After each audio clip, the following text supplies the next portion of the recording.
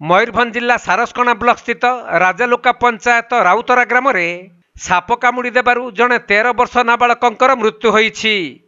मिलिथिबा सूचना अनुजाई राउतरा ग्रामर सुकुरु सिंह नाबालक पुओ सूरज सिंह राति रे खाई सारी शोइथिबा बेले तांको एक चिति साप कामुड़ी देइथिला। तबे सकाळु बापा माँ उठिबा परे पुओ को डाकिथिले भी पुओ बिछणारु न उठिबारु सेमाने संदेह करी पुओ को तुरंत बारिपदा पीआर मेडिकल को नहीं जाइथिले भी सेठारे डाक्तर सूरजं को मृत घोषणा करिथिले। सेपटे सकाळु सूरजंक घर लोक माने घर भितरु एक कौड़िया चिति साप को उद्धार करिथिबारु साप कामुड़ारे पुओर जीवन जाइथिबा जଣା पड़िछि।